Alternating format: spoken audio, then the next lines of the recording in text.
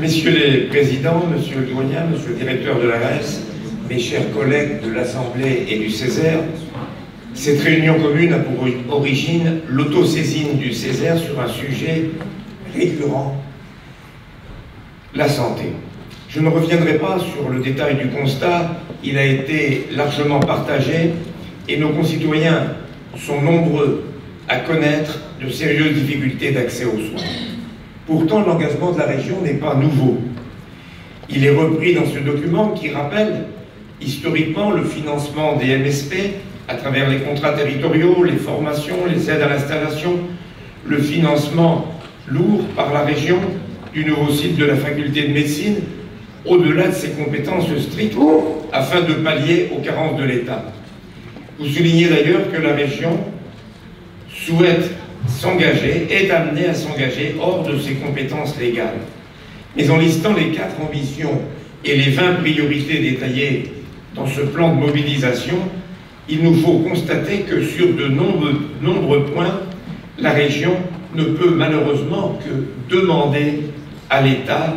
C'est une phrase qui revient une vingtaine de fois dans le document et cela pose d'emblée les limites de l'exercice. Oui, la santé est aujourd'hui malade en France, dans un pays qui a pourtant été exemplaire en la matière, mais les conditions n'ont cessé de se dégrader, comme c'est le cas malheureusement aussi pour notre système d'enseignement, ainsi que le montrent les enquêtes internationales. Il y a bien sûr des raisons budgétaires. On le voit avec la crise des hôpitaux que le gouvernement ne parvient pas à éteindre, faute de pouvoir y mettre les moyens suffisants, et le plan de financement, la rallonge budgétaire proposée par le Premier ministre sur 5 ans n'atteint pas le niveau de l'aide médicale d'État. Cette crise touche bien sûr notre région avec les fermetures de maternités ou autres services, les fermetures de lits, etc., en dépit des protestations citoyennes soutenues par les élus du territoire. Mais nous avons vu, il y a 1 an, comment la question était traitée par l'ARS et la conférence régionale de la santé et de l'autonomie avait en fait déjà adopté le PRS2 avant que la région ne se réunisse pour proposer un avis. Et le fait que le conseil régional, comme le Césaire, ait donné un avis défavorable n'y a rien changé. Le plan régional de santé est pourtant un élément important dans le cadre des schémas d'aménagement, et nous sommes là au cœur des compétences de la région. Il est inadmissible que l'avis de la région ne soit pas davantage pris en compte, et il n'est pas sûr que les demandes d'amendement ou de révision soient entendues. Quelques éléments peuvent être ajoutés au constat qui viennent de témoignages directs, notamment d'internes, concernant l'envoi d'internes dans les hôpitaux de proximité. Souvent, ils ne veulent pas y aller, notamment parce qu'on y trouve de moins en moins de médecins conventionnés et les directions préfèrent avoir recours à des intérimaires souvent étrangers qui coûtent plus cher, mais dont on peut arrêter le contrat à tout moment. Résultat, on manque d'encadrement pour les internes. Dans certains hôpitaux, les internes de second semestre se voient proposer de faire des gardes en tant que chef de garde, c'est-à-dire sans encadrement et sans filet de sécurité en cas de problème. Certains stages ont même dû être fermés en raison des conditions matérielles déplorables, avec des salles de repos qui étaient simplement parfois les locaux techniques dans lesquels les internes devaient se débrouiller pour dormir. Il y a une fuite de médecins pressés par leur hiérarchie, on leur supprime de plus en plus de personnel paramédical et de moyens, et face à ces conditions de travail, ils partent en ville. Et l'hôpital finit par dire à certains patients qui doivent attendre parfois 1 an pour avoir un rendez-vous, eh bien, allez plutôt en ville. C'est un cercle vicieux.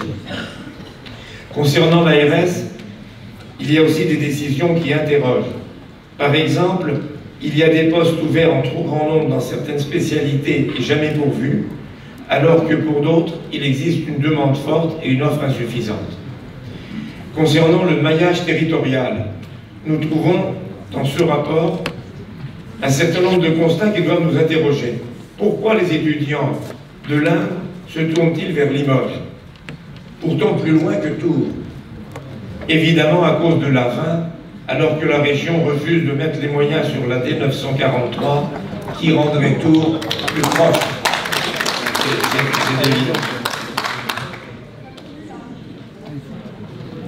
De même que pour les médecins, que pour les médecins qui s'installent dans les territoires ruraux, le haut débit c'est bien, mais il faudrait tout de même aussi pouvoir bénéficier de la 4G, parce que quand un médecin ne peut pas téléphoner, ce n'est quand même pas très facile. Une remarque enfin au niveau du CHU, la question a été abordée, mais je crois qu'elle est tranchée. Il est évident qu'on ne peut pas envisager, au regard du rapport de la Cour des comptes et des projets du gouvernement, d'avoir 2 CHU en région.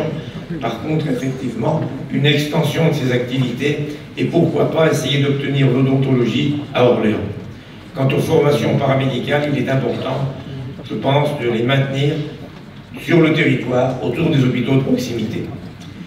Nous sommes dubitatifs, quant à nous, sur certaines évolutions souhaitées par le gouvernement, comme le nouveau cursus de première année de médecine ou le recours aux infirmiers en pratique avancée, pour lesquels nous n'avons pas beaucoup de réponses sur les notions de responsabilité, ni même sur la rémunération. Enfin, sur les MSP, la région, dans le cadre des contrats territoriaux, a déjà beaucoup investi, mais les résultats sont contrastés avec, il faut bien dire, dans certains cas, des coquilles vides. Vous souhaitez recruter 150 médecins salariés pour y remédier, mais il n'est pas sûr que ces postes trouvent preneur. En conclusion, nous ne pouvons que partager vos intentions, mais les dispositifs devront être regardés de plus près au fur et à mesure qu'ils seront présentés et qu'ils seront votés par notre Assemblée. Mais pour une large part, il faut bien l'avouer, nous resterons tributaires des décisions de l'État.